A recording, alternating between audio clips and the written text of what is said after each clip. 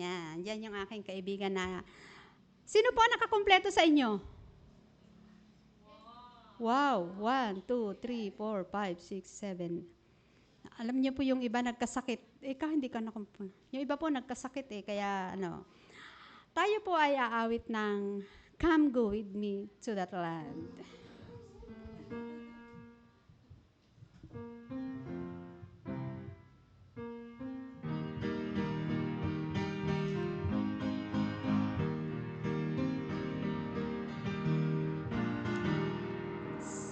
Sing.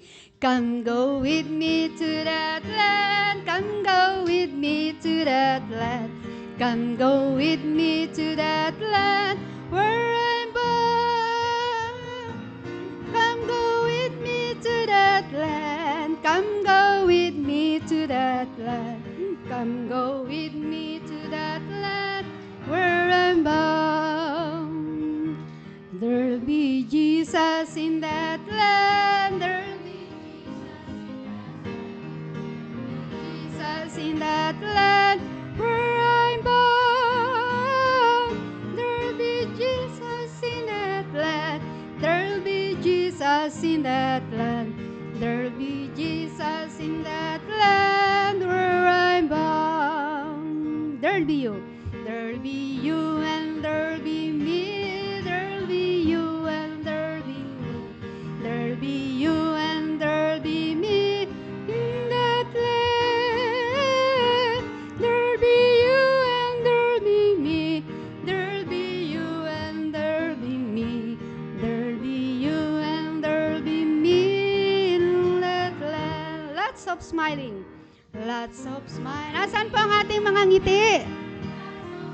Smiling in that land.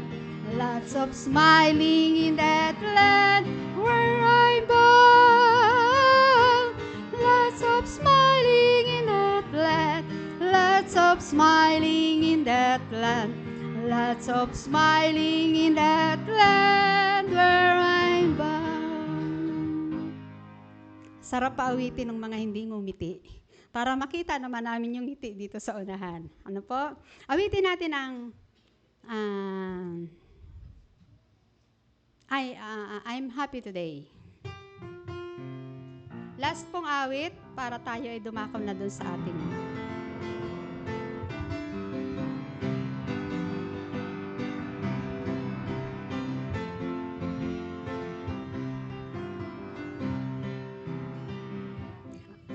wala pa eh.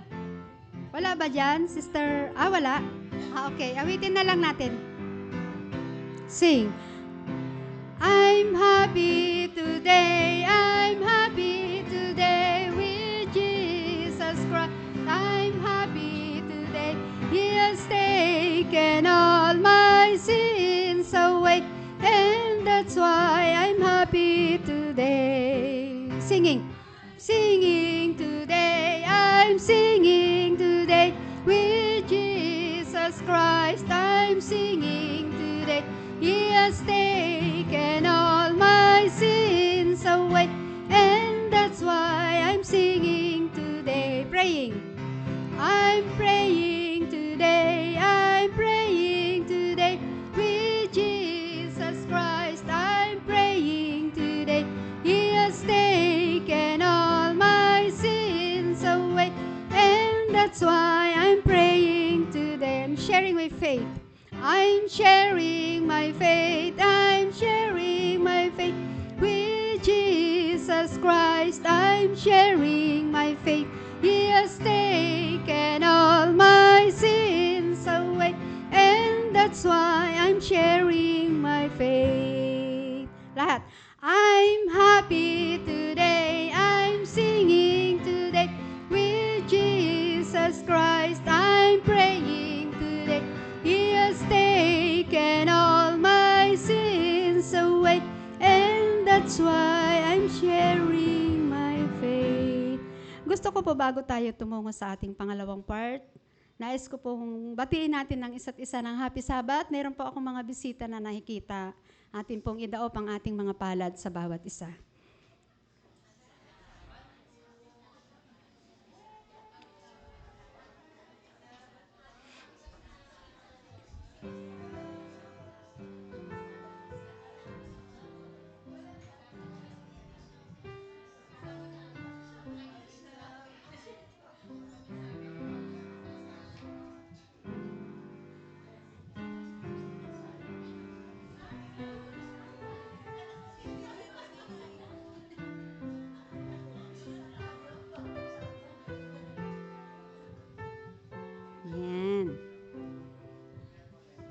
Salamat po ng maraming marami. Ate Anching, dadako na po ba tayo sa ating opening song? Inaanyayahan ko na po yung ating mga talagang mga nganta. With actionist. Okay. Awitin po natin ang English tapos Tagalog. At dapat po habang naglalaba tayo, awitin ito ha. Na new start. Ewan ko lang kung matapos kayo sa paglalaba. Tayo pong lahat ay tumayo at intayin po nating mai-project sa atin yung English. English muna bago Tagalog.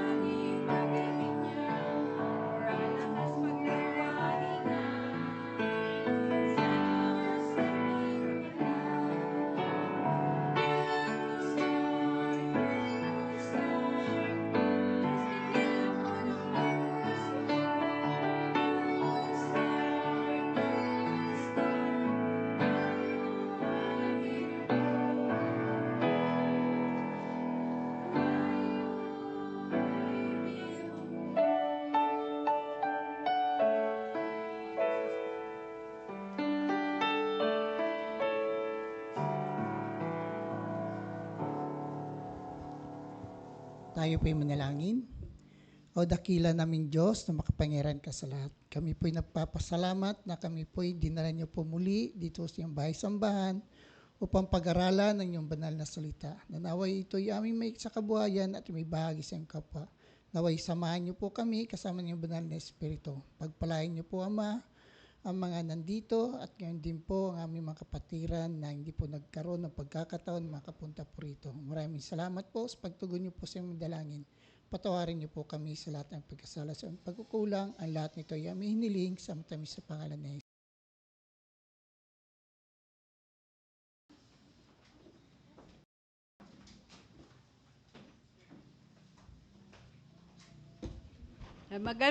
Magandang hapon sa ating lahat. Kumusta kayo? Ina-apply nyo ba yung mga dine-lecture natin araw-araw? Ina-apply nyo sa daily life nyo? O, sino nang umiinom ng isang basong tubig lang? Sana marami kayong natutunan. So, ano ng letter ngayon? R. RT. Oh, buti pa siya, oh. Dapat nito gagraduate din eh. So, mag-review tayo. Ano yung first letter? Tapos? Ano? Oh. Yes. Anong T? Temperance. Oh, nagpa-apply na ba tayo ng temperance sa bahay? Pagtitimpi? Pag gusto nyong magalit, kumanta na lang kayo. Oo. Yun ang temperance. Pag gusto pa nyong kumain, tumayo na lang, lumayo na sa pagkain. Yun, temperance din yun. So, ano yung A? O, anong advantage ng air? Sinabi ni Ma'am Joy. May natatandaan pa kayo?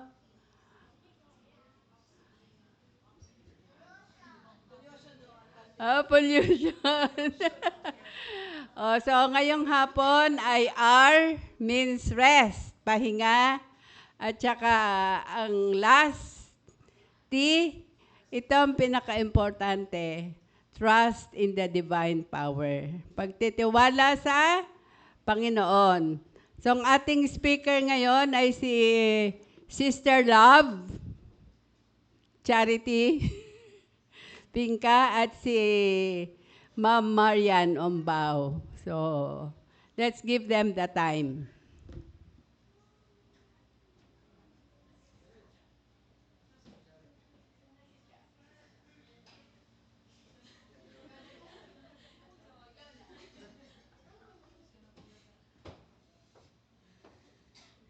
Okay po. Survey muna tayo. Sino dito ang may sapat na pahinga araw-araw? Pwede po bang pakitaas ang kamay? So lamang na lamang po ang walang sapat na pahinga. So ganun tayo ka-busy everyday. So sino po dito yung natutulog ng 7 to 9 hours per day? So kulang talaga po, no? So, ibig sabihin, mas lamang ang trabaho kaysa sa pahinga. So, pag nagsasurvey pala tayo sa panahon ngayon, pero sa mga probinsya po, sino pong may mga taga-province dito? Ayan. Anong oras po natutulog ang mga taga-probinsya? Yan ang masarap na pahinga, maaga. Anong oras po sila nagigising? O, di ba po? Pansinin nyo yung mga katawan nila, lalo na po yung mga farmer. Kung papansinin niyo po sila, babad sila sa maghapon sa init, pero malalakas po ang katawan nila. Dito po sa city, babad tayo sa pagod, minsan hindi pa po tayo nasisikatan ng araw kasi lagi tayo nasa loob ng bahay, office, or sa ang trabaho, sasakyan. So, sa panahon ngayon, lugi pala po ang mga taga-city. Kasi pagod ka na, wala ka pang tamang pahinga. So, ang topic po natin ay rest. Kung pwede ko nga lang po kayong bigyan ng rest ngayong hapon sino po bang pwede? Pwede ko kayong alam na matulog na lang? Okay. Pag sinabi pong rest, ano po bang ibig sabihin nito? So, ang ibig sabihin po nito ay pamamahinga ng ating pong physical. Hindi lang po to physical, pati po ng ating mental. Hindi lang po mental, pati rin po ang ating spiritual.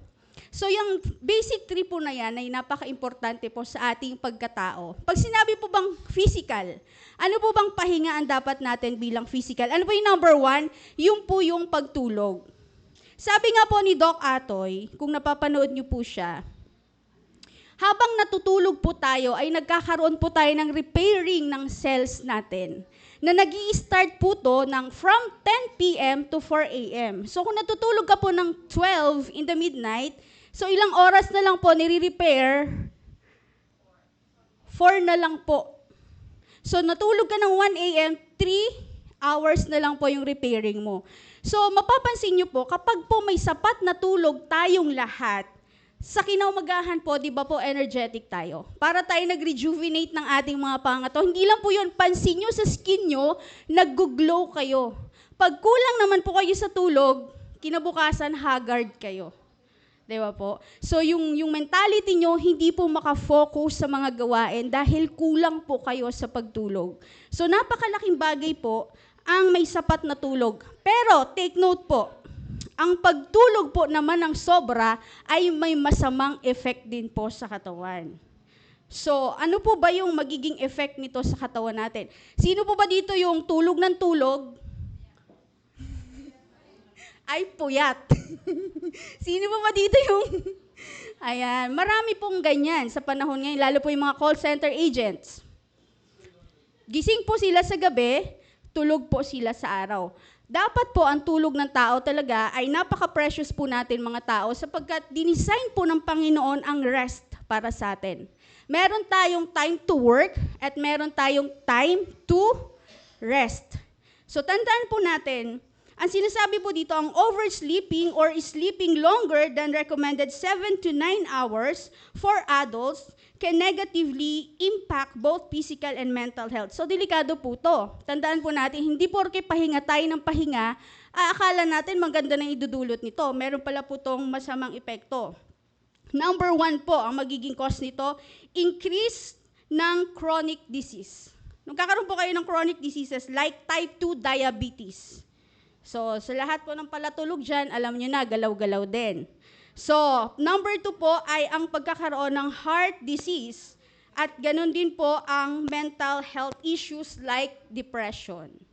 So, bakit po? Bakit po ba nagkakaroon ng effect yung tulog ng tulog? Number 1, ano po ba ang nakapaloob sa New Start? Kailangan po ng balance. So, kailangan natin kumain, mag-exercise, uminom ng tubig, kumpleto po dapat ang ating living. Kaya po yung New Start na yan, napakaganda po. Napakaigsing salita, pero napakalalim ng ibig sabihin. So, kala mo nagsisimula ka pa lang, pero yung nakapaloob dito ay mapapansin mo, buong buhay na ang nakapaloob dito. Nakasalala yung buong buhay mo sa New Start. So, yun po ang magiging side effect po ng sobra din namang pagtulog. Ngayon, ano naman po ang benefits ng tamang pagtulog? Ang sabi po dito ay, pinapalakas po nito ang ating mga puso. Okay. Nire-regulate po niya yung blood sugar natin. Pangatlo, nakaka-reduce po siya ng stress. Sino po dito maraming stress? Ayan, hindi po mawawala yan sa araw-araw. Marami pong nakakaranas ng stress ngayon. So, nagdi-decrease din po siya ng inflammation at na-maintain po yung healthy weight. So, mapapansin nyo po, pag hindi tama yung pagtulog nyo, lagi kayong puyat, minsan kahit diet kayo ng diet, papansin nyo, parang hindi naman talaga kayo totally pumapayat. And usually, nangyayari po yan sa karamihan, lalo na sa mga kabataan ngayon. Cellphone, pagdating ng school, cellphone sa gabi, minsan hindi na nga po nakakausap ng mga magulang eh. Katulad ng mga barkada ko, yung mga anak nilang maliliit, ultimong kakain na lang, instead na magpahinga, cellphone. So ano ang napapagod? Mata. Papunta sa utak. So kapag naapektuhan po ang utak ng tao, damay buong katawan. So kailangan po, nagkaroon ng rest ang ating mind, nagkaroon ng rest ang ating physical, at wag po nating kalilimutan ang spiritual. Sapagkat po, kahit anong rest ang gawin nyo, nakapag-rest ang physical nyo, nakapag-rest ang mental nyo, pero yung spiritual, yung connection nyo po sa Panginoon, ay nakakalimutan. So, kailangan po balance lahat ng physical, mental, spiritual nating pagpapahinga. So, hindi ko na po palalawakin pa ang tungkol sa rest kasi kahit sinong tao ay may kakayanan magpahinga at kahit hindi ko po sabihin sa inyo, ay talagang gagawin nyo to. Sa ayaw at sa hindi, kailangan nyo po magpahinga. Kaya lang, isipin nyo po, ang pahinga ay may mabuti at hindi magandang naidudulot sa ating katawan. So lagi po nating isipin, ano nga po yung tatlo? Ulitin ko po, kailangan po natin ng rest sa number 1, mental, physical, and spiritual. So, pasalamatan po natin ang Panginoon sapagkat dinisenyo yung pahinga para sa ating mga buhay, para i-retrieve tayo sa lahat ng stress at ma-rejuvenate po ang ating katawan para sa araw-araw nating gawain. Yun lamang po at maraming salamat.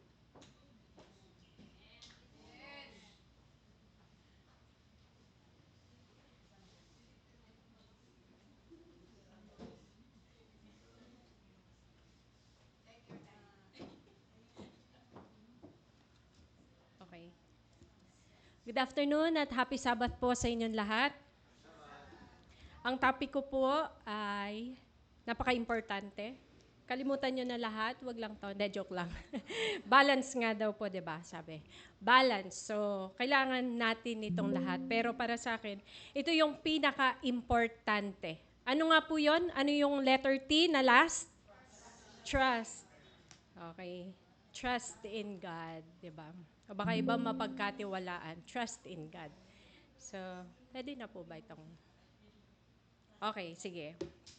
Sabi daw sa Bible, sabi in 1 Corinthians 6:19-20, ang sabi dito, do you not know that your bodies are temple of the Holy Spirit who is in you, whom you have received from God?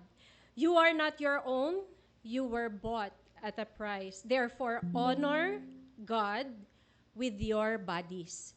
Naintindihan po ba natin? Honor God with your bodies sapagkat ang Espiritu ng Diyos ay nasa, ang templo niya? Ang ating mga katawan. Sabi, the body of every believer is a temple for a holy God. Diba? So, we should honor Him with our choices. Ano po bang mga choices natin sa buhay natin?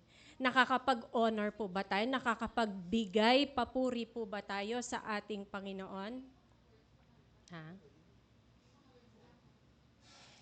Yan. Nakakabigay puri po ba tayo sa ating Panginoon? Wala? Okay.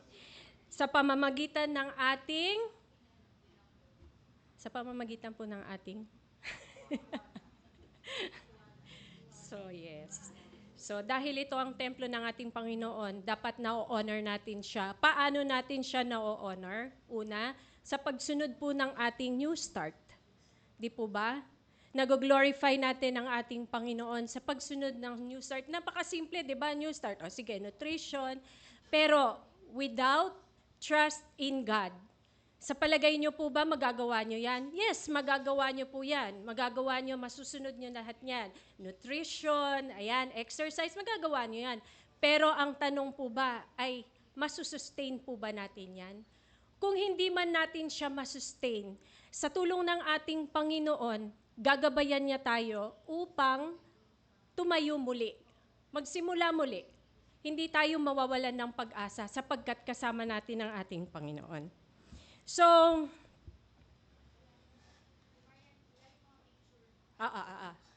okay lang. Ay, sayang. Okay lang. Ayaw.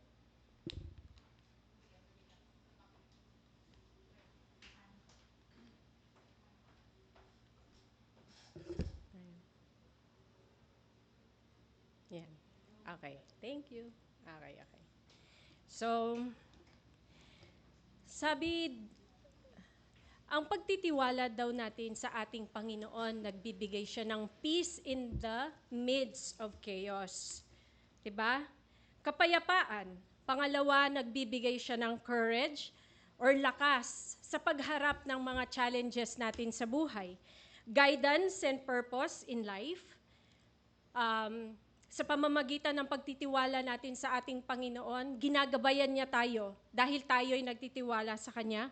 Hope and optimism. Siyempre, sa pamamagitan ng ating Panginoon, nagkakaroon tayo ng pag-asa. Dumidepende tayo sa Kanya para sa mga pangako niya. Yun ang ating pag-asa. And our trust in God deepens our relationship with Him and our relationship with others. So itatanong nyo ngayon, ano ngayon ang kinalaman ng ating pagtitiwala sa Panginoon sa ating health? Ano ngayon kung magtiwala tayo sa Diyos, anong magagawa niya sa ating kalusugan? 'Di ba? So, dito, sabi dyan, in trusting God, nagbibigay siya ng peace in the midst of chaos, nakakatulong siya sa ating mental. 'Di ba? Sabi nga kanina, rest hindi lamang po spiritual, hindi lamang physical, kasama ang emotional, kasama ang mental, kasama ang lahat. Holistic, ibig sabihin kabuuan. So sabi niya, peace in the midst of chaos, ang ating mental and emotional health.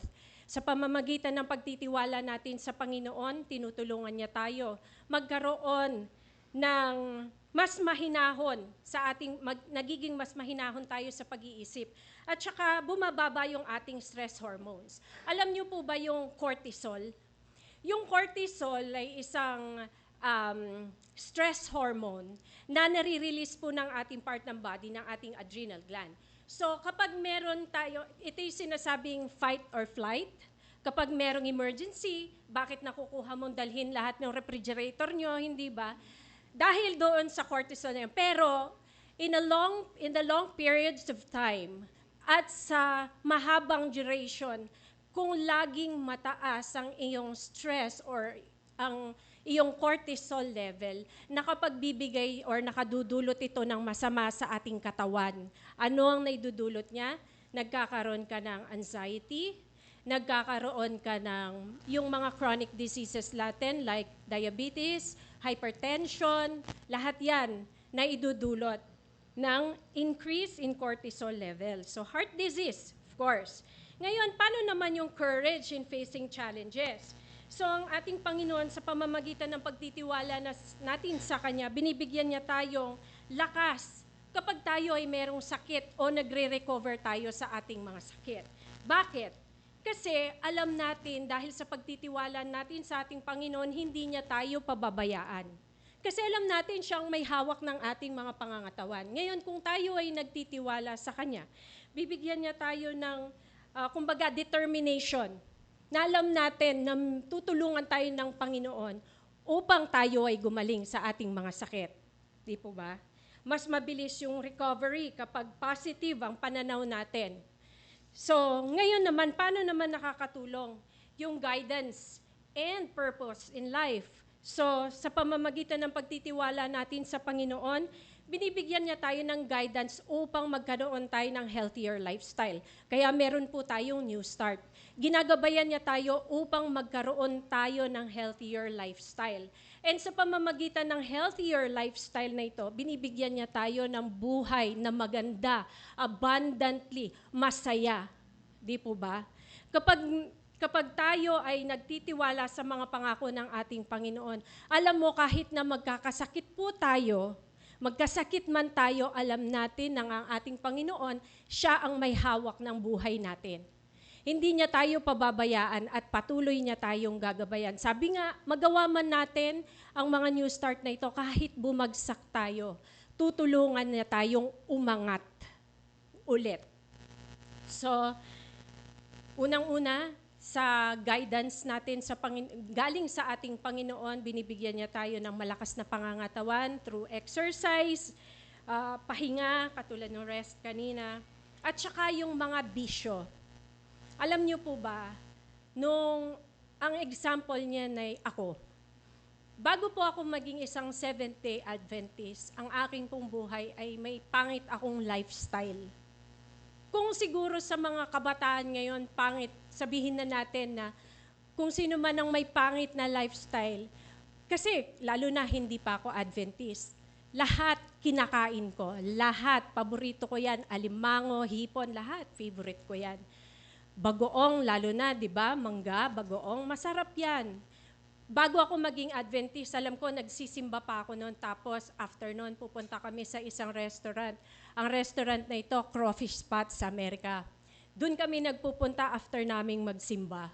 But eventually, as I come to realize na nagtiwala sa Panginoon, syempre, ginabayan niya ako upang mabasa ko ang lahat ng mga panuntunan. Kumbaga, lahat ng mga itinuro, aking sinunod, hanggang sa tinulungan ako ng Panginoon na matanggal unti-unti. Hindi ko po sinasabi na lahat. Pero sa pamamagitan ng biyaya ng Panginoon, naalis ko yung mga yon.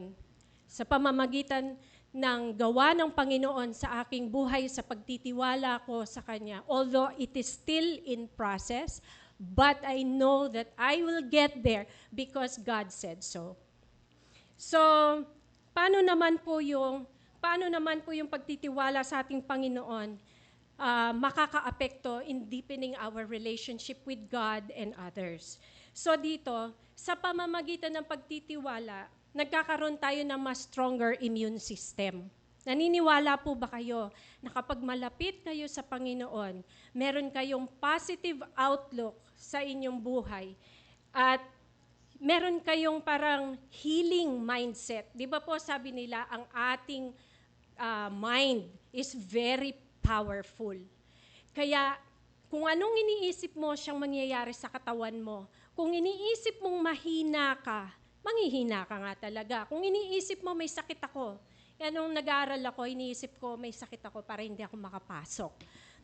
Ganon pala yun. Maraming nilalagay. May nilalagay ka ng bawang, kung ano-ano, di ba? Pero totoo yun, kapag iniisip mo may sakit ka, magkakasakit ka talaga. Si Joelson nga, lagi niya sinasabi, magkakasakit ako.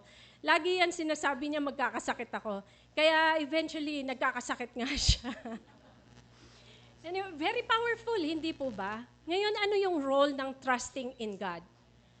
Para i-boost niya ang ating immune system sa pagkakaroon ng healing mindset.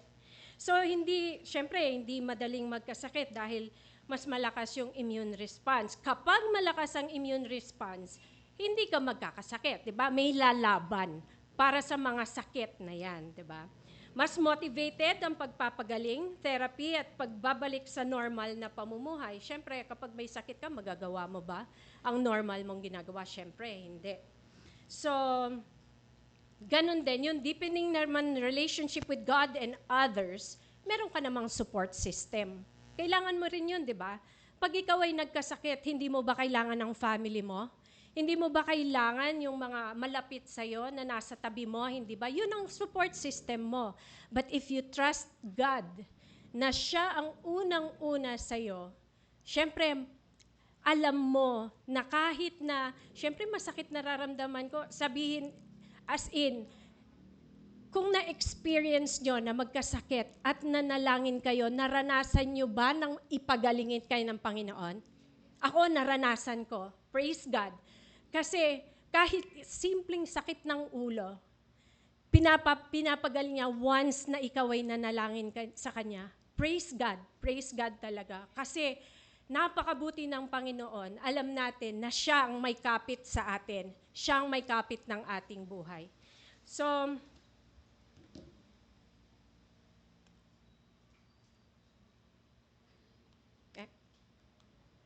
wala yung picture. Anyway, sabihin ko na lang, trust in the power of God who created you. A God who loves you and who even died for you. When we feel we cannot change our bad habits, then trust that God can. Kapag mahina po talaga tayo, di ba?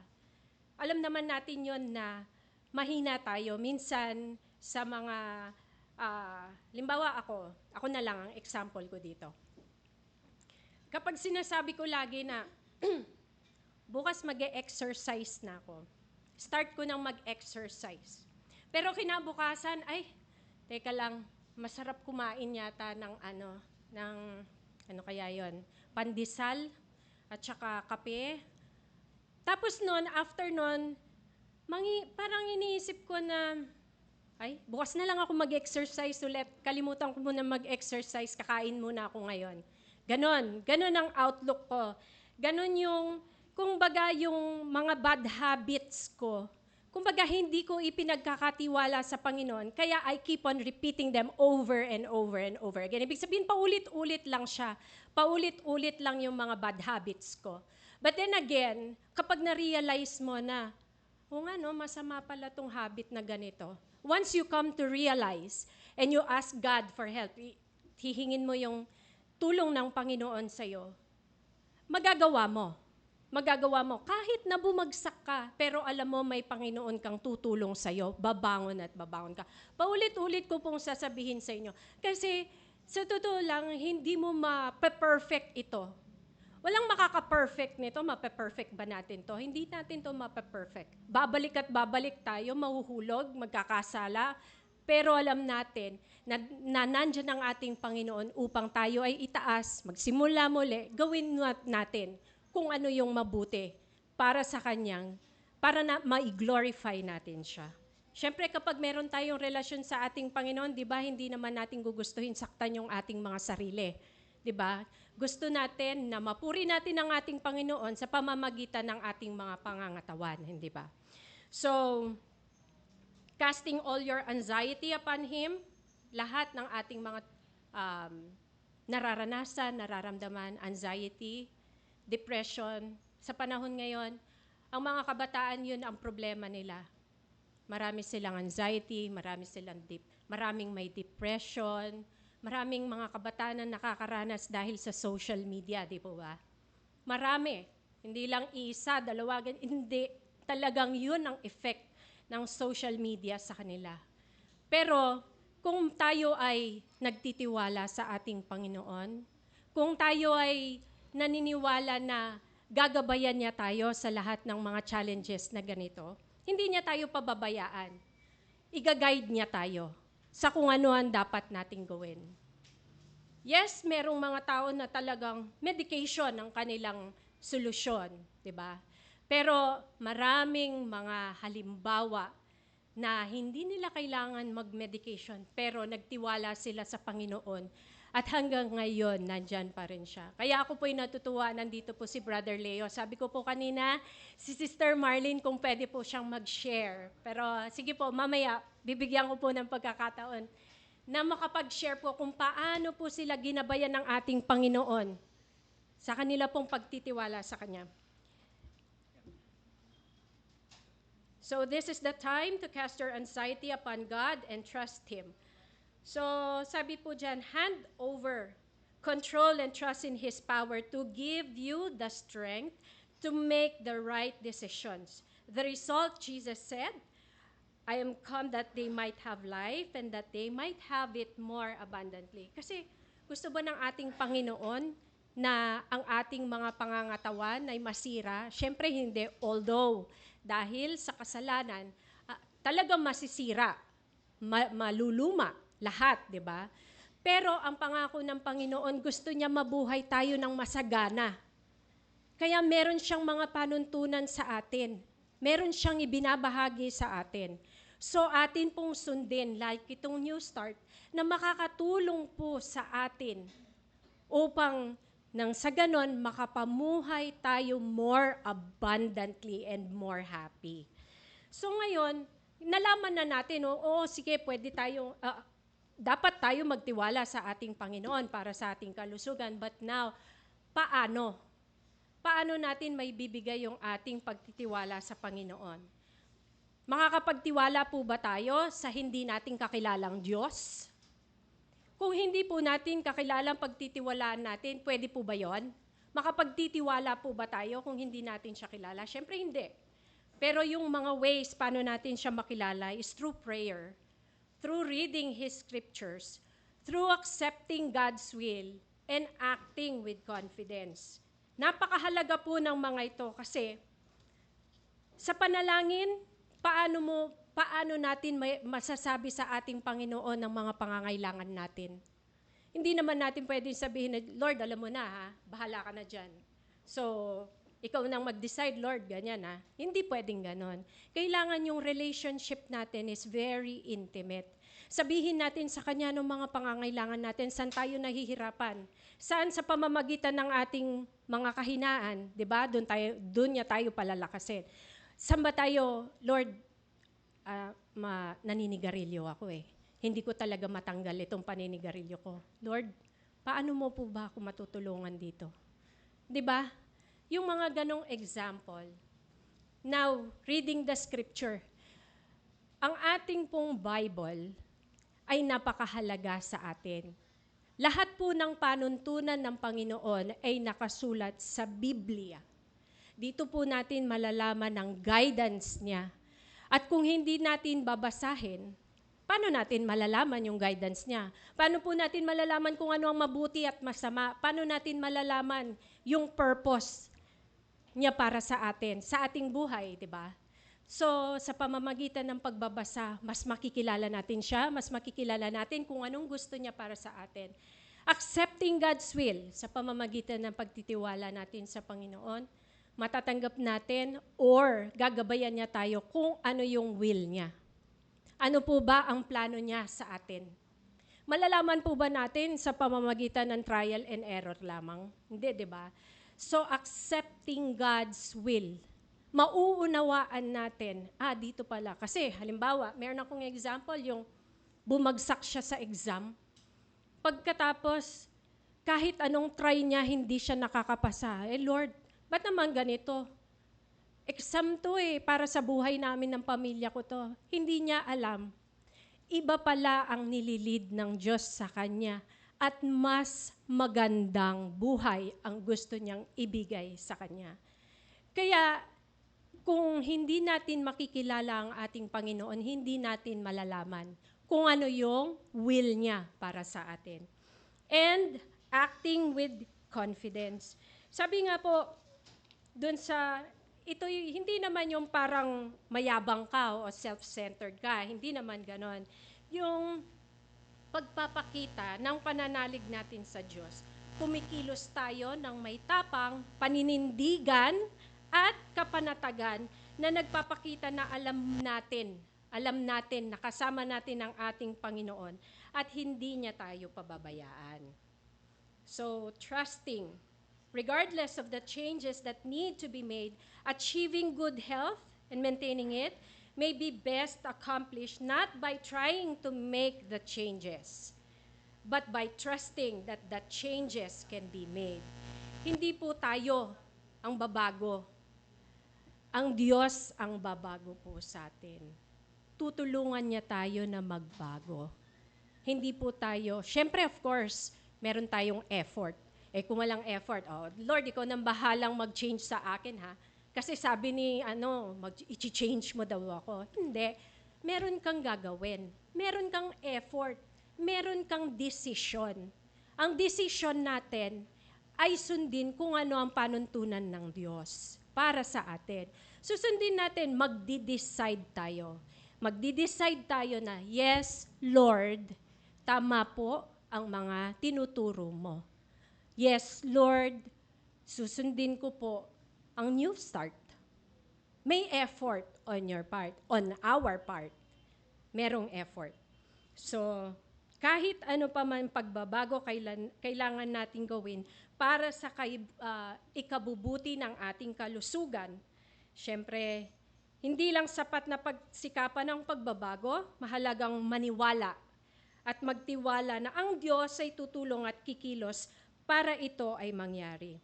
Trust in God, peace of mind and hope for the future, what is it worth? What to faith, religion, trust in God have to do with health? The list of benefits is extensive. Research has shown that spirituality helps to control stress, strengthen the immune system, and protect against heart disease and cancer. So, spirituality, ibig sabihin, pagtitiwala natin sa Panginoon ito. So, ang dami niyang benefits. Hindi pa po ba tayo magtitiwala sa ating Panginoon sa lahat ng mga benefits na maaari niya may bigay? So, hindi lamang po ang pinag-uusapan natin ng pagtitiwala sa Diyos ay spiritual. Hindi lamang po siya spiritual kung hindi physical na pagbabago emotional, yung ating social, di po ba?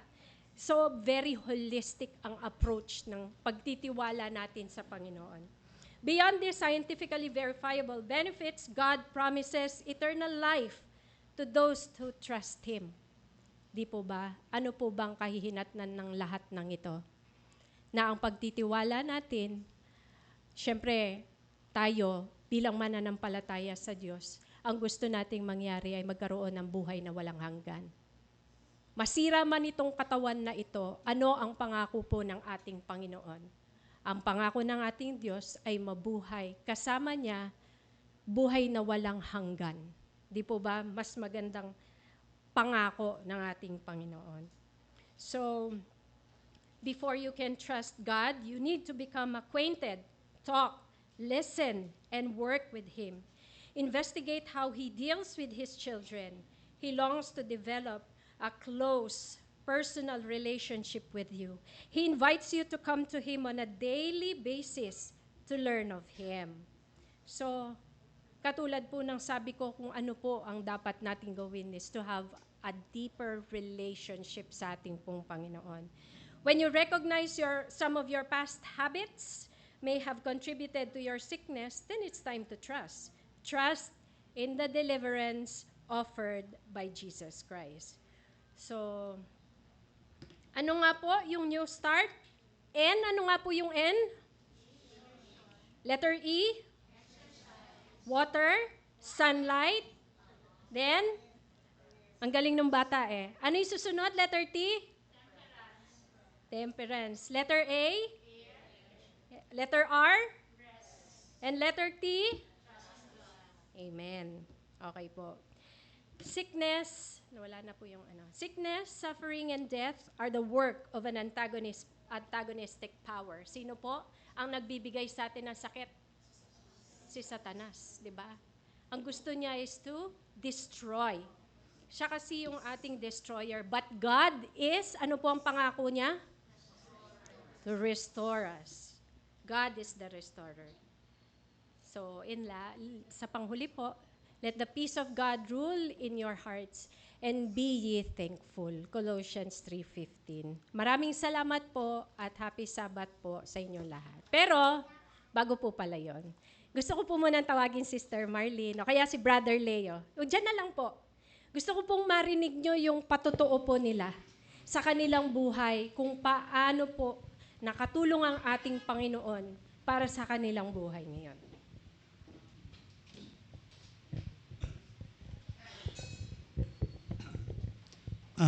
Nung last week, nakabalik ako dun sa Dr. Cardio na kung saan hindi ko nakasama si Mrs. Sabi niya, naku, pray, you must pray. Nung tinignan niya kasi yung mga resulta ng aking mga nagdadasal naman po ako, Doc Sabi niya, anong gagawin natin? Hindi ka uminom ng mga synthetic drug. Ano po ba? Kasi tinignan niya yung resulta, sabi sa akin, ang ganda-ganda naman ng kidney mo, pero yung puso mo, pinapababayaan mo. Alam niyo kasi, 6 yung barado kong ugat sa puso. Sabi nga, atakihin ka na dito. So nakita niya lang dun sa test, ang taas ng aking LDL. Biyan, dapat 50,000 lang. Nasa 90,000. So, tinitingnan ko, sa pagkain na naman to. Talagang nasa pagkain talaga. Hindi ko dinisiplina pa rin pagkain. So, itong late, nagpareseta na ako ng drugs na inireseta niya. At naging mabunga naman at sinunod ko na rin yung disiplina sa pagkain na hindi na ako kakain maya at maya. May distance. Kasi paggabi hindi ka nakakain. Talagang dapat pahinga na yung tiyan mo sa gabi. Kasi nagre-rest na rin dapat yung katawan mo So, naging maganda na ang niya. So, pag umaga, ang ganda na ng BP ko.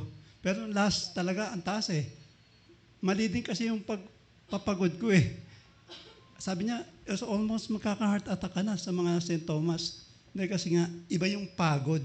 Yung hinahabo ka ng hininga. Sabi niya. So, doon natutunan ko. Talaga yung sabi niya sa akin, sure ka ba, pupunta ka sa langit? Hindi ko alam kung ano religion. Sabi ko, by faith po. Sabi ko naman, saka naman, Christian ka ba? Oo, sabi ko, Adventist po. Sabi ko naman, ang kamatayan pagtulog lang naman po Gigisingin naman tayo. Para nakapag-share na ako. Sabi ko, binuksan niya yung isipan ko. Alam mo, may purpose ka. May purpose din ng doktor. Kaya binigyan sila ng talent. So, medyo nabuksan yung isip ko. Talagang sinunod ko na yung kanyang design na reseta. Kaya naging maayos na yung aking BP ngayon kapag umaga. Umabot na 100/65 ang BP ko Baka sumobrang baba na So, hanggang 30 days yung reseta niya. Tutuloy na pang 9 days ko pa lang ngayon. So, yung anti-cholesterol yung talagang talagang antas sabi niya. Sabi nga, nasa pagkain talaga. We must be, maging temperance sa lahat ng kinakain natin. Amen. Amen po. Salamat po. Opo. Sige pa. Background lang po, po kasi siya, stroke po siya, March 4, 2024. Na-confine po siya sa hospital 4, 5, 6, 7, lumabas na po kami. Pero on the 6th day, na supposedly sinabihan ako ng doktor na ililipat na siya sa regular room. Kasi ang alam namin, lang po siya, ang alam namin stroke lang siya. Pero nung ika-3rd day niya sa hospital, sinabi sa akin na, ma'am, kailangan mo pumunta na dito sa hospital kasi ongoing heart attack ang husband mo. Sabi niya, kailangan natin mag-angiogram and after natin makita yung problem niya, kung kailangan mag-angioplasty, diretso natin yan. Sabi niya ganyan. So, pumunta ka na dito. So, medyo na-worry ako kasi alam ko yung angiogram, angioplasty, yan yung mga procedure na napakamahal. Million aabutin. So, parang nag-worry ako, wala akong perang ganun. Paano ko gagawin? So, pati yung anak ko, pinapunta ko sa hospital, nag-meet kami, sabi sa akin, ma'am, kailangan mo nang gawin. Sabi ko, sige po, magkano? Unang tanong talaga. Pag ganyang mga, talaga, unang aalamin mo, magkano po? Ma'am, punta na lang kayo sa, i-check nyo na lang. So, pumunta kami ni May dun sa baba. Sabi sa akin, ma'am, ganito yung price. 1 stent, 400, 600, 800, 1 million, tapos 1.5 yata, yung 5 stent. Tapos, bukod pa yung angiogram. So, usap kami, anak kong lalaki. Sabi niya, mami, kung anong kailangan ni daddy, sige lang, go. Ako, wala tayong pera. Sige na, bahala na, basta pagawa mo lahat ng procedure. So, nagbigay kami ng consent. Sabi sa akin, ma'am, antay lang kayo dyan sa labas ng operating room. Tatawagin ko kayo pag natapos yung procedure. So, nag-aantay kami ni May. Tapos, nung tinawag kami, ma'am, tawag kayo ni Doc, pumasok kayo sa loob ng operating room. So, pinapasok kami. Nakahiga siya dun sa operating room. May monitor, yung screen. Pinakita sa akin, Doctor, ma'am, tapos na yung angiogram. Ang husband mo ay merong 6 na bara sa puso. Hindi namin pwedeng gawin yung procedure ng angioplasty kasi 5 lang. 5 lang daw po ang limit for angioplasty. 6 yung sa asawa mo. So, hindi namin ginawa. Ano pong gagawin? Pag ganyan, bypass na. Pero hindi rin natin pwedeng i-bypass ang husband mo kasi stroke siya. So ano pong mangyayari? Sabi ko, walang angiogram, walang angioplasty, walang bypass. Magpapahinga lang po muna siya, kailangan makarecover yung katawan niya. And then pag okay na po siya, saka natin gagawin yung bypass operation. So, nung anak ko, tsaka ako, nung pag-uwi namin, nag-usap namin. Kasi nasa ICU po siya ng stroke patient. So, iniiwanan lang namin siya sa hospital. Tapos, uuwi kami, babalikan namin kinabukasan. So, nung gabing yun, nag-usap kami ng anak kong bunso. Sabi niya, mami, kung walang ibang gagawin ang doktor, ang hospital sa kanya, kay daddy, at oobserbahan lang para gumaling siya, iwi na lang natin si daddy. Sabi ko, yan din yung iniisip ko. Pero, kailangan natin tanungin si daddy kasi yun yung gusto natin. Pero kung ayaw niya, hindi naman natin siya pwedeng pilitin. Sabi ko, sige, pag nag-usap kami ni daddy, sasabihin ko sa kanya. So, kinabukasan po, that was March 7, 2024, biglang tinawagan ako ng nurse ang aga-aga. Sabi sa akin, ma'am, punta ka na ng hospital. Kahit hindi pa visiting hours, gusto ka makausap ng patient. Bakit po may problema? Hindi po gusto kanya makausap. So, takbo na naman ako ng hospital ang aga-aga. And then pagdating ko doon sa room niya, alam niyo po, sabi niya sa akin, labas mo na ako ng hospital. Labas mo na ako ng hospital, mag-waiver na lang tayo. Sabi ko sa kanya, yan din yung pinag-usapan namin ni May kagabi. So, nag-match yung usapan namin. Sabi ko, o sige, lalabas tayo. Sabi niya, sabi mo sa doktor, mag-waiver ka na. So, syempre, nung nagpaalam ako sa doktor, ilalabas na po namin yung patient. Ma'am, delikado yung gagawin mo. Ma'am, heart problem yan. Ma'am, ganito, ganyan, ganyan. Sabi ko, sige po, kami na pong bahala. Kami na pong mag-waiver po kami. Basta, usapan natin, pag in case of emergency, anong pinakamalapit na hospital sa inyo? Sabi ko, malapit po kami sa heart center. Itakbo mo sa heart center yung asawa mo in case of emergency. Sabi ko, sige po, wala naman pong problema doon. So, nung pag-uwi namin sa bahay, sabi ko sa kanya, sige, total, naggaling ako sa anong tawag dito, nag-detox kasi kami, sabi ko sa kanya, nag-vegetarian na ako. Pwede bang kung ano yung natutunan ko sa vegetarian diet, i-apply ko na rin sa'yo, mag-vegetarian tayo. So, wala kaming, for the first year, wala talaga siya, totally pong ininom na gamot. Ngayon lang siya uminom ng gamot. Wala po siya talaga ininom ng gamot, puro vegetarian kami. By that time po, kung nakita niyo po ako noon, nag-lose talaga ako ng 20 kilos po. Kung nakita niyo po ako dati, hindi po ako ganito. Mas mataba po ako dati. Medyo nag-gain na nga ako ulit pero nag-lose kami parehas ng 20 kilos each. Dahil lang po sa pagiging vegetarian namin. Nag-strict kami sa diet namin. Nag-strict kami sa yung pagtulog. Dapat 9 o'clock tulog na talaga dapat. Wala nang mga inintindi. Lahat ng strict compliance doon sa New Start, ginawa po namin yan. And awa po ng Diyos talagang through God's intervention, nakita po namin maganda yung naging bunga sa Kanya. So yun yung patotoo po namin na talagang tiwala lang kami sa Panginoon. Wala kaming dinependahan na gamot.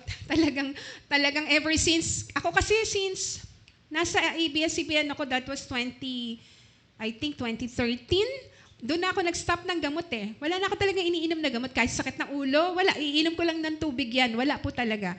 So, sanay kami na hindi umiinom ng gamot. And nung once na nagkaroon din ako ng problema, uminom ako ng pain reliever. Sabi ko, Dok, hindi ako uminom. Hindi, kailangan mo uminom. Uminom ako ng once, nagsuka lang ako na nagsuka. So, sabi ko sa'yo, Dok, hindi ako umiinom ng gamot Hindi talaga pwede sa akin.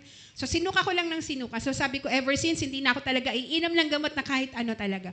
And ganun din po in-apply namin sa kanya. Kaya lang ngayon, parang napilitan siyang sundin kasi tinakot siya ng doktor. So, hindi ko rin alam. Pero, siguro po yung pagsunod niya ngayon is ito lang, limited time lang. Kasi sinabi naman din ng isang kakilala namin, ang gamot, hindi mo kailangan inumin forever. Siguro for a short period of time lang ngayon habang nag-ano siya. And then later, babalik ka ulit dun sa original. Which is yung original po namin talaga.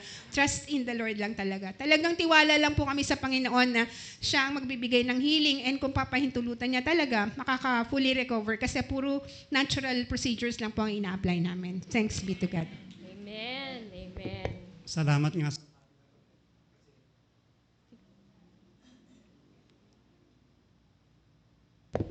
Trust in divine power. Yung pagtitiwala, dapat huwag mawawala. Yung connection natin kay Lord, huwag mawawala. Talagang, hindi ko naman na-disiplina talaga yung sarili ko noong December. Umari nga, wala na dito sa Manila pag December. Talagang bumigat ulit, nagdagdagan ng 5 kilos. So, nung in-apply ko lang itong yung tamang amount of pagkain lang, yung disiplina. Nag-lose kagad ako ng 1 kilo mahigit. Kaya nasa pagkain talaga ang disiplina. Kung ano yung tamang pagkain at sa mga nakakadagdag sa cholesterol ay iwasan natin. Amen. Thank you po. Maraming salamat po sa pag-share niyo po. Nawa, ma-inspire po tayo sa kanila pong mga kwento. Amen po.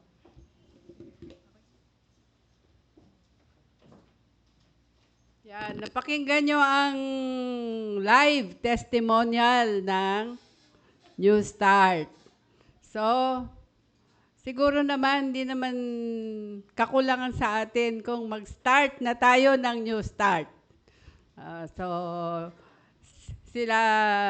Si Brother Leo ang living example ng New Start. So, tapos na yung aming parte. So, kayo naman, ibibigay ko kay Sister Lynn ng So, ang akin pong bahagi ngayong hapon, nais ko pong anyayahan o nais ko pong magbigay ng feedback doon sa aming mga bisitang in-invite kung ano yung inyong mga natutunan. Ano po ba? Ano po yung gustong-gusto nyo doon at ano yung hindi nyo pa kaya? Kumbaga, dinedevelop nyo pa sa inyong buhay. So, pasimulan po natin kay Sister. isa-isa po kayong magkasalita para may feedback naman po tayo sa ating mga napakinggan. Kahit maikli lang po, ano po yung naging bunga, ano yung naidulot sa inyo.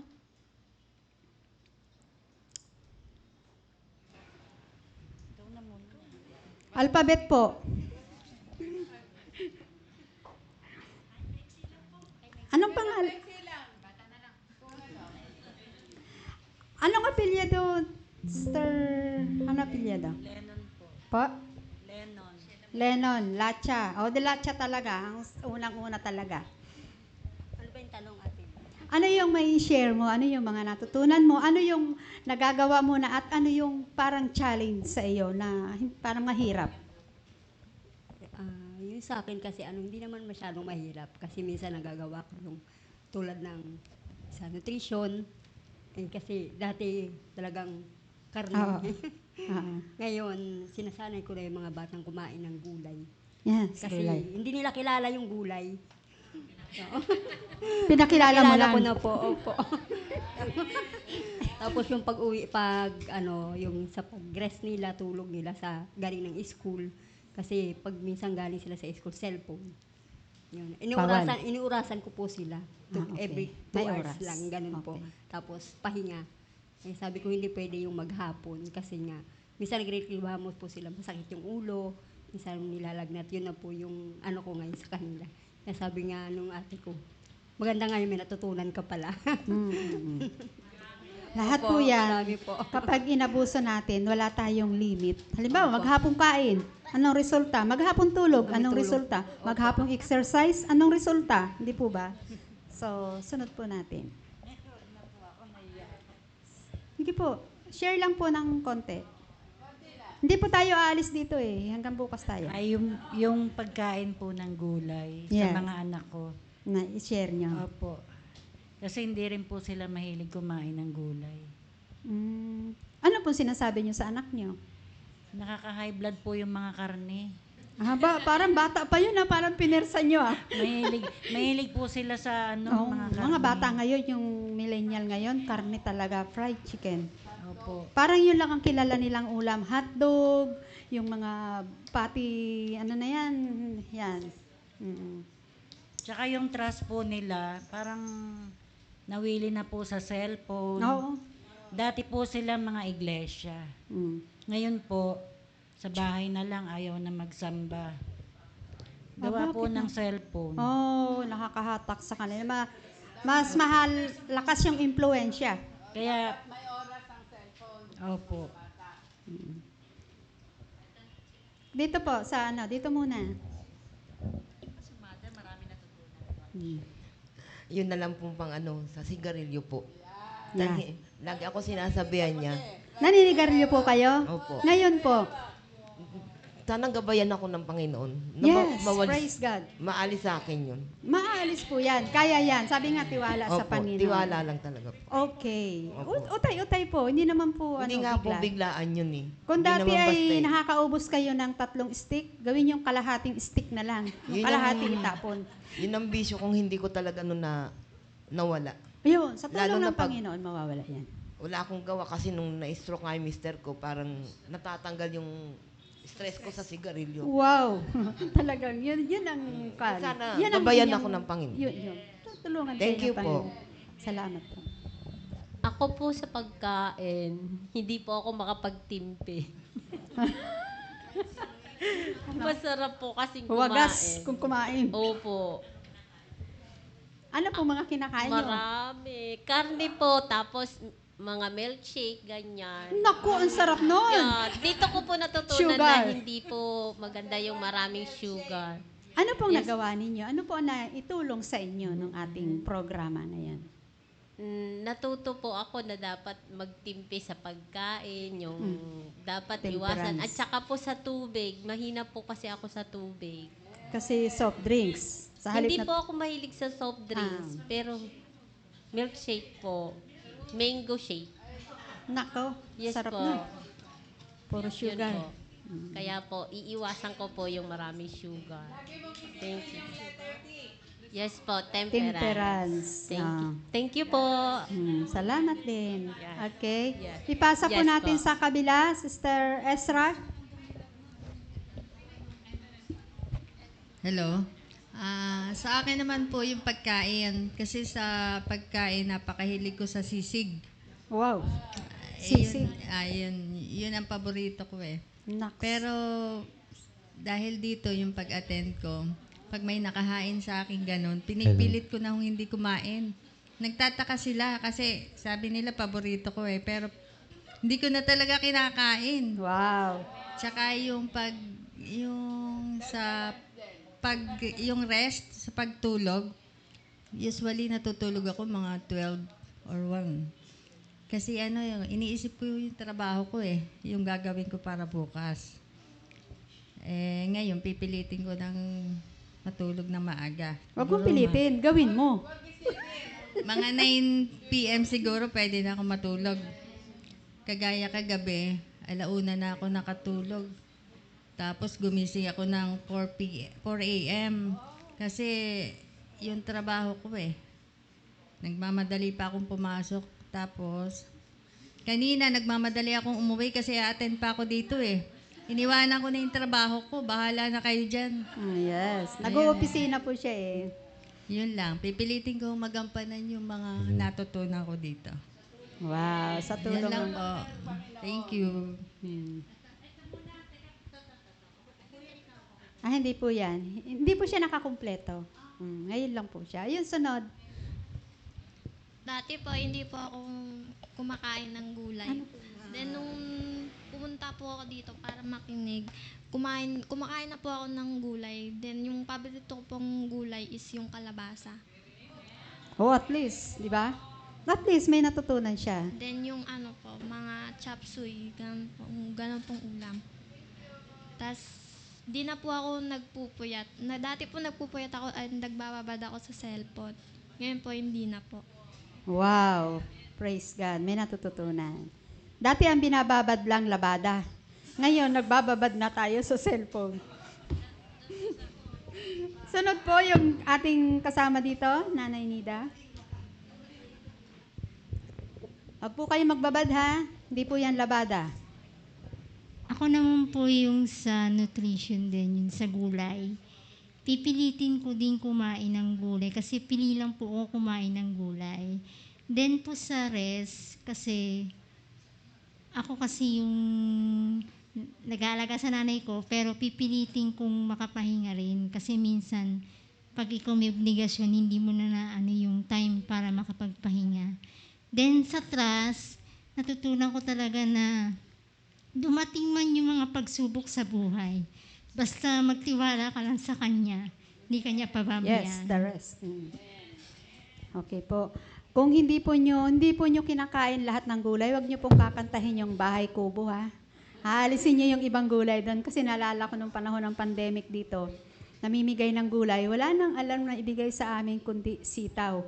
Kaya ang sabi ko, liron-liron sinta, ang halaman doon ay sari. Sitaw at sitaw, sitaw at sitaw. Yun lang kasi ang ibinibigay sa amin. So, ngayon, natuto na tayo, di po ba? Napaka-sarap. Isa kabuhayan natin yung kalusugan, di po ba? Ang number 1, ang tubig. Kapag, sabi nga ni Doc, kapag masakit ang ulo natin, tubig lang. Kapag tayo ay nauhaw, ibig sabihin, dry na. Nagde-dehydrate na tayo. Kasi nakaranas na tayo ng uhaw eh. Kapag tayo ay gutom, ibig sabihin, pag tayo ay nananamnaman natin, ibig sabihin, gutom tayo. So, kailangan, tingnan niyo po yung ating balat. Kaya, ang iwasan po natin yung maging senior tayo na tamad uminom. Ang senior po kasi, habang tumatanda, tamad nang uminom. Kaya, ang balat ng senior, di po ba? Pangit na, nagda-dry, tuyot. Di po ba? Kaya nga, kilalang-kilala na ang senior sa balat pa lang. Okay? Tayo po ay dadako na kung ano man ang isusunod na ating program.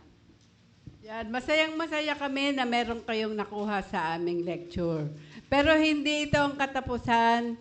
Ini-invite namin kayo na pag may panahon kayo, maki-church kayo dito.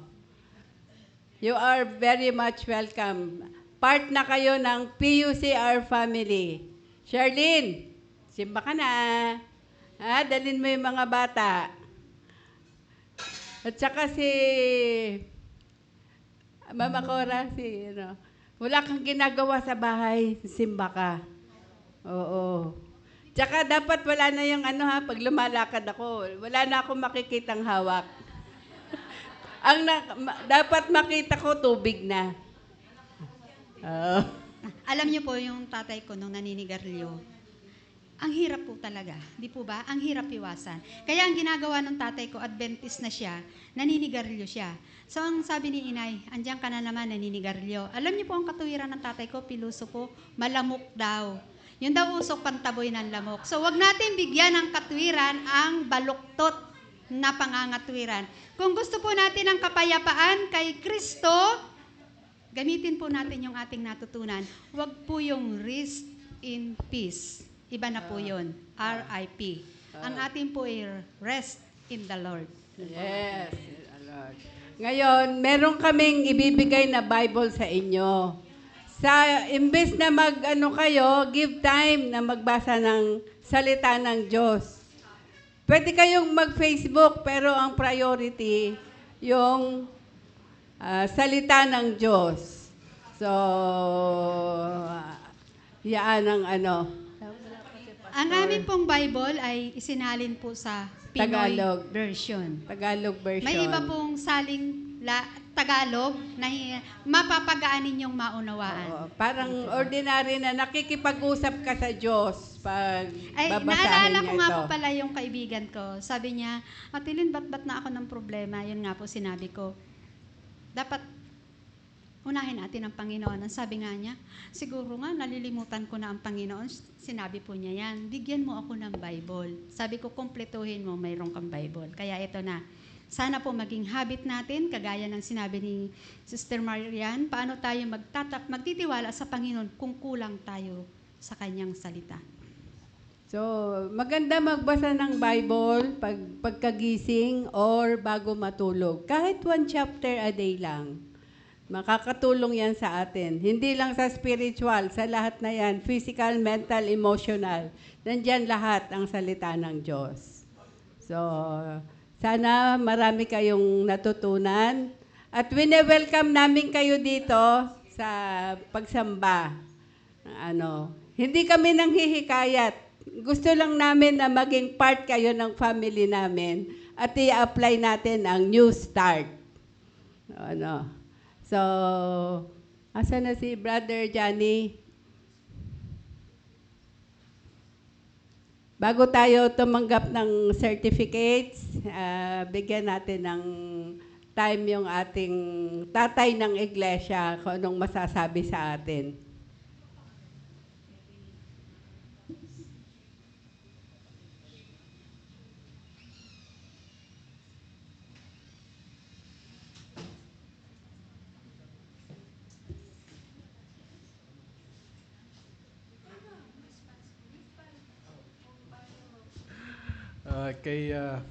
Sa wakas na tapos din ang inyong seminar on health.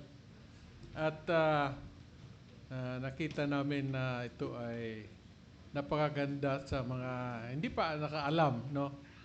At ito ay palagi naming pinag-pray na magbunga itong seminar kasi alam nyo, mahalaga ang buhay. Sa araw-araw tayo ay gumagawa ng ating mga gawain. Huwag nating kalimutan na konektado tayo sa Panginoon. Unang-una, siya ang naglalang sa atin. Ang ating buhay ay galing sa Kanya. So, bago tayo matulog sa gabi, kailangan magpasalamat tayo at ihingi natin sa Panginoon na makarating pa tayo ng umaga. Kasi yung buhay natin talaga, nakakalimot tayo eh. Naalala lang natin na mahalaga ang buhay pag tayo ay may sakit. Tsaka lang tayo hihingi ng tulong sa Panginoon. Pero pag maganda ang ating pakiramdam, nakakalimot tayo. Kaya itong ginagawa namin na pag Sabado ay nagsasamba kami. ito ay pasasalamat sa Panginoon sa isang buong linggo ay binigyan tayo ng patnubay. Kaya ang Diyos, unang-una, para maitaguyod natin ang magandang buhay, binigay niya ang araw ng Sabat. No? Napaka-impress siya ang nagbigay na alalahanin natin siya kasi dahil sa kasalanan, may tendency tayo na nakakalimot sa Kanya. Kaya itong pagsasamba namin sa araw ng Sabat ay isang palatandaan na ang Diyos ang Panginoon sa aming buhay. So sana itong seminar nito ay lalo kayong mailapit sa Panginoon dahil malapit na siyang darating. No? At sa kanyang pagdating, ang buhay natin na mayroong katapusan ay papalitan niya ng buhay na walang hanggan. So I would like pag natanggap niyo yung mga certificate ay si brother, one of the elders ng church, si brother Eric Aguirre ay magbibigay ng dedicatory prayer kasi si Pastor Ronnie ay hindi makarating dahil busy siya. So salamat na kayo ay nakaraos, na sana ito ay magbunga at magbukas ng bagong chapter sa buhay ninyo na noon hindi niyo pinahalagahan ng buhay, ngayon ay pahalagahan niyo dahil ito ang gusto ng Diyos para sa atin. Talagang magbagong buhay, magbagong new start.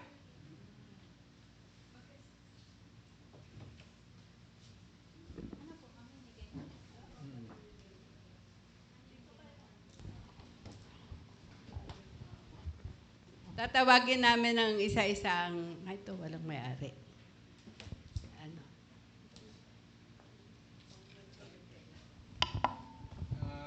Sa pagbibigay namin ng certificate, may kasamang Bible.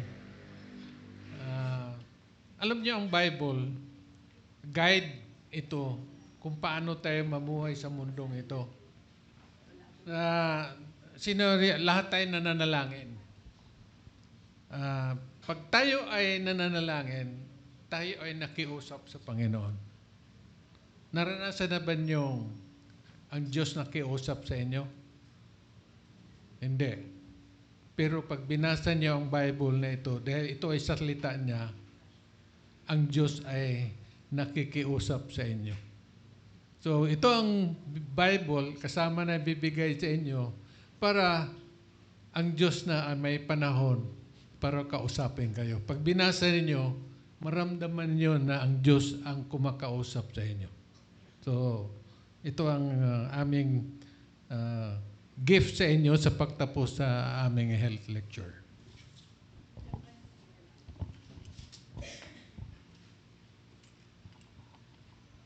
Una kong tatawagin si Angel Yasmin Corpus.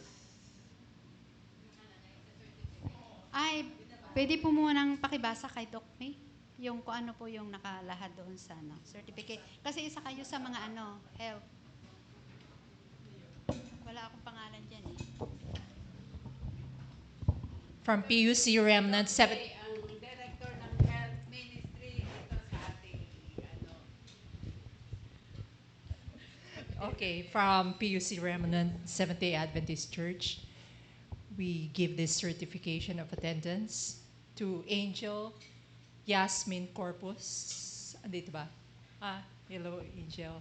For attending the New Start Health Lecture Series presented by the Women's Ministries and Health Ministries Department given this 28th of June, 2025 at PUC Remnant Seventh-day Adventist. Congratulations. You have your Bible as well.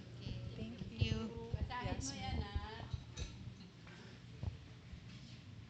Amelita Comilla.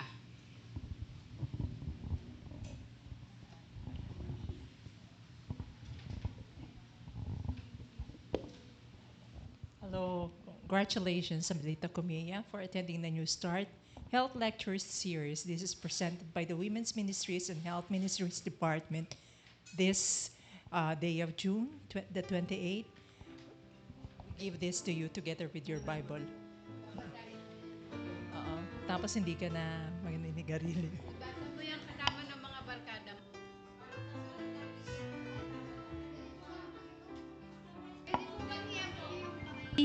Dito kayo. Sa ating mga elder. Neng, kamay ka muna sa amin. Baka... Thank you din po. Thank you po.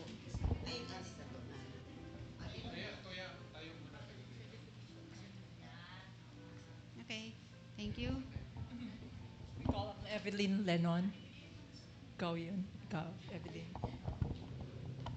Thank you for attending the New Start Health Lecture Series presented by the Women's Ministries and the Health Ministries Department.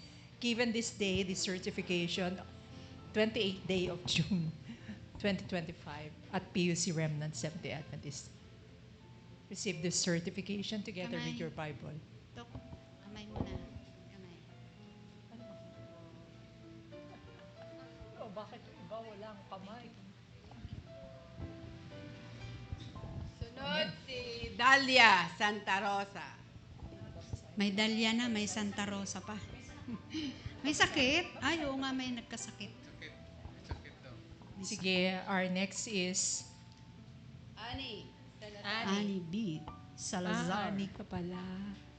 Ikaw pala si Ani. Congratulations, ha? Congratulations. Congratulations. The next. Gemma.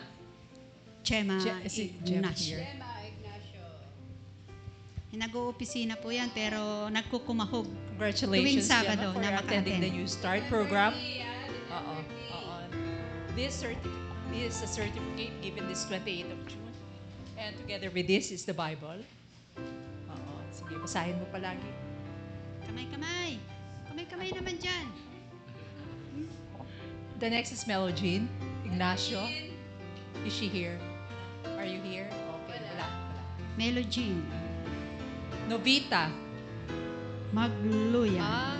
Pala si Novita. Kala ko sa Emma. Novita. Sige, given this certification, Novita Magluyan, thank you for attending the New Start program here. Hindi daw huli na pagkikita natin. Hindi daw huli. Welcome kayo anytime. Mabasa na po. Sige. Okay. Thank you. Congratulations. Kala ko si Emma. Thank you. Okay. Huli Charlene Lacha. Charlene Lacha. Charlene, sisimba ka na ha. Sisimba ka na. Charlene. Simba ka na, Charlene. Kapatid Charlene. Bible. Here is your Bible. So, sa gitna. Hindi. Sila dito. Hindi, kayo lahat dito. Kayo muna. Sila muna. Ipakita nyo yung ano nyo. Sila muna. Hindi, Pray muna ni Brother Eric. Let's pray for the...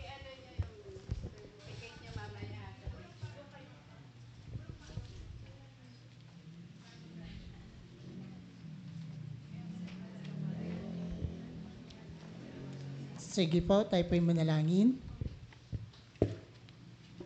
Dakila naming Diyos na makapangyarihan ka sa lahat. Nandito po ang aming mga kapatid na nakapagtapos po sa inyong programa na New Start. Naway pagpalain niyo po sila, Ama. At pagpalain niyo rin po mga Biblia na kanilang dala-dala. Naway ito'y maging pagkakataon na sila'y magkaroon ng panahon na kausapin ka sa kanilang pagbabasa ng banal na kasulatan. At naway tanim niyo po sa kanilang puso't isipan ang kanilang natutunan. At higit sa lahat, ito'y kanilang may sakabuhayan at may bahagi sa kanilang pamilya. Maraming salamat po, Panginoon, sa pagkakataon na ito na inyong pinagkaloob. At naway ito po'y hindi ay huling pagkakataon na kami po'y magkakasama-sama, bagkus ay ito'y maging unang pagkakataon na kami po'y patuloy na magsama-sama sa pagpuri at pagpapasalamat sa iyong banal na presensya. Maraming salamat po sa iyong kabutihan at iyong pag-ibig. Itong lahat ay may hiniling sa matamis na pangalan ni Jesus. Amen.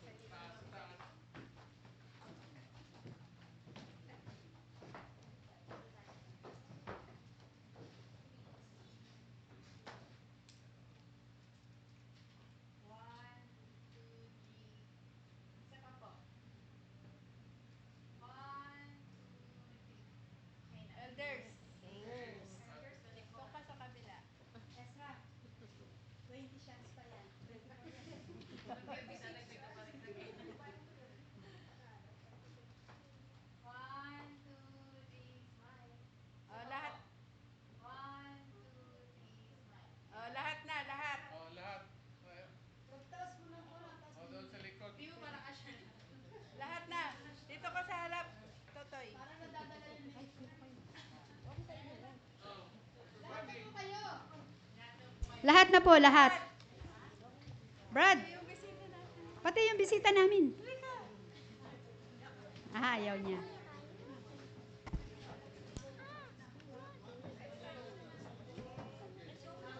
Hoy, kasama kayo.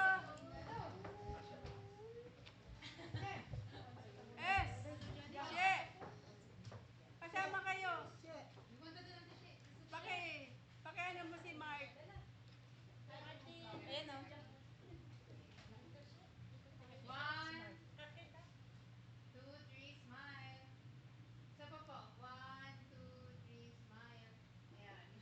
Sama ka.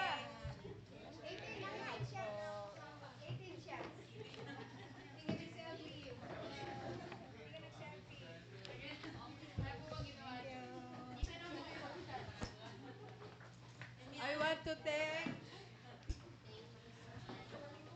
taos puso po naming pasasalamat sa tumulong sa amin. Communication Department, maraming salamat sa full support ninyo. Ang ganda ng certificates na ginawa.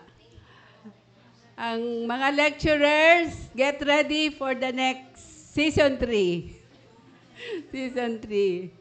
At sana ay sama-sama tayo uli after this na united to work for God, to bring more souls, to bring more families sa Panginoon.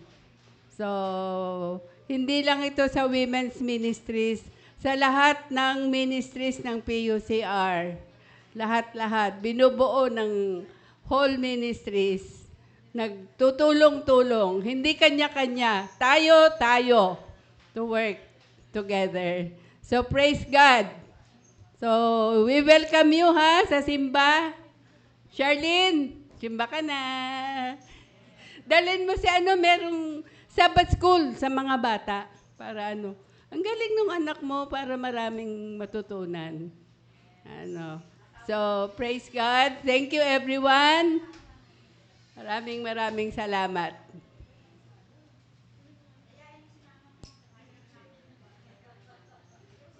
Ilahin mo si Mama na magsimba.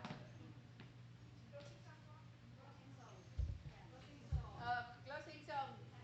Yung mga ating mga chorister.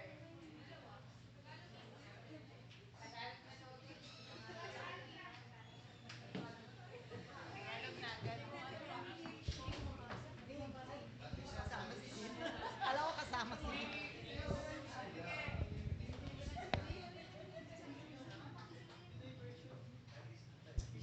May we request, Doc, para po samahan kami dito.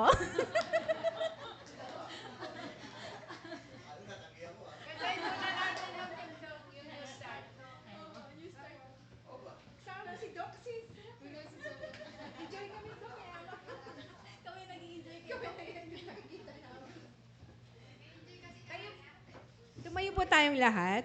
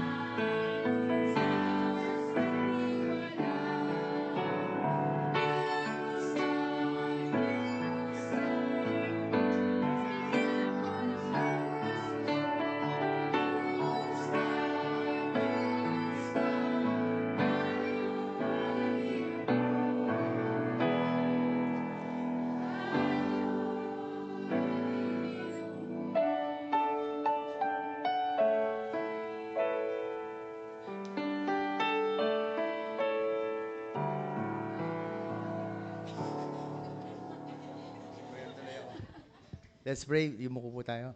Panginoon Diyos, salamat po at kami po nandito lahat sa simbahan at nakinig ng mga leksyon tungkol sa kalusugan at pinaka-importante ang pagtitiwala sa inyo. Gabayan niyo po ang mga tao rito sa kanilang pag-uwi. Protektahan po kami sa kapahamakan. At naway, sana'y makabalik po ulit sa sunod na Sabado. Salamat po, Ama, sa pangalan ni Jesus. Amen.